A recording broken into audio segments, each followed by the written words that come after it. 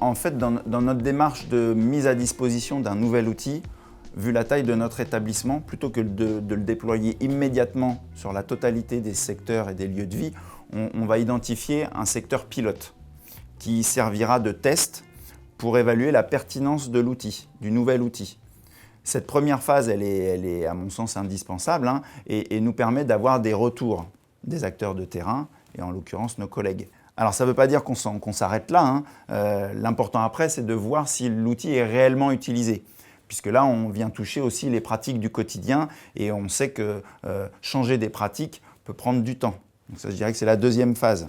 Et une fois que tout le monde l'a utilisé, l'état des lieux, souvent ici, peut être fait soit au décours de rencontres sur les temps de transmission, mais aussi, surtout, au moment des temps de formation qui se veut être un temps de formation, mais aussi surtout d'échange. C'est les aides-soignants qui se posent question, qui disent ah bah là, Madame Untel, elle n'a plus la capacité de se lever, il faudrait quelque chose d'autre par exemple pour se lever.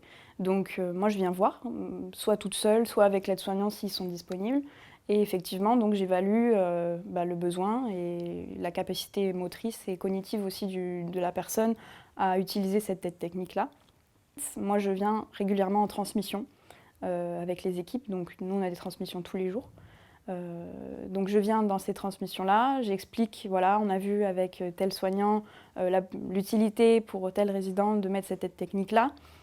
Et après, donc, on l'écrit aussi en transmission écrite, s'il y a dans le plan de soins du résident, s'il n'y a pas l'aide technique, après pour les prochains collègues, les intérimaires ou quoi, ça ne va pas forcément être suivi et le résident va se retrouver en difficulté pour se lever par exemple ou autre.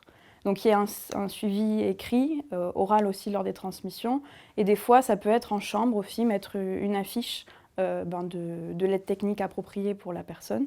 Avant, c'est comme partout dans les EHPAD.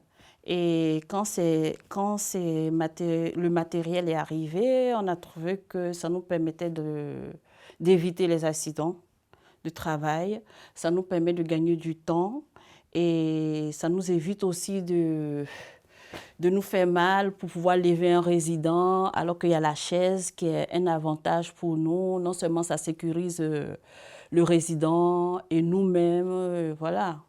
Donc franchement, c'est un bénéfice pour nous, quoi, et surtout pour l'établissement aussi. Avant, c'était 2. Je donne la note de 2 parce que tout était physique.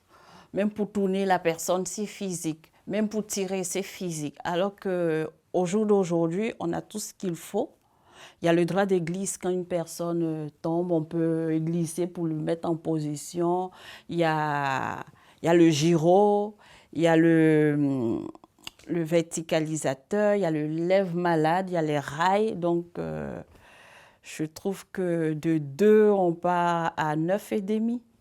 Donc, du coup, pour l'instant.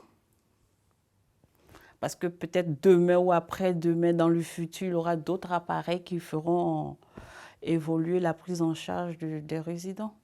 Ce qui fait une des particularités de l'établissement, c'est qu'on a décidé de créer une salle de formation comme celle-ci, dans laquelle, régulièrement et de manière récurrente, je le détaillerai après, nos collègues aides-soignantes et infirmières puissent échanger avec l'ergothérapeute formatrice sur les pratiques, mais aussi pratiquer avec les outils qu'on a à disposition.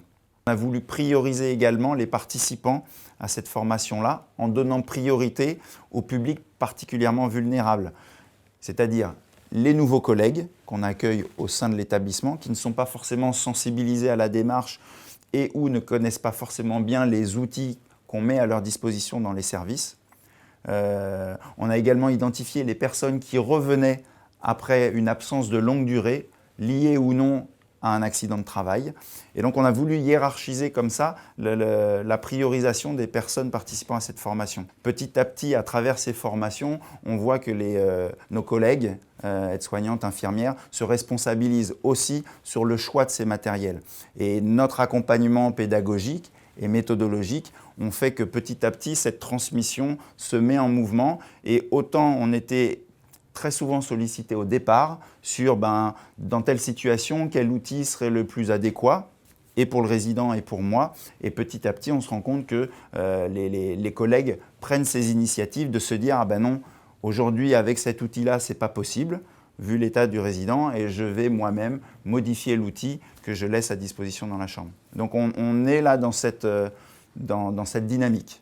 Et cette notion de responsabilisation pour nous est un indicateur qui nous dit les messages que l'on transmet au quotidien dans les rencontres des équipes de transmission ou lors de nos formations, petit à petit ces messages passent.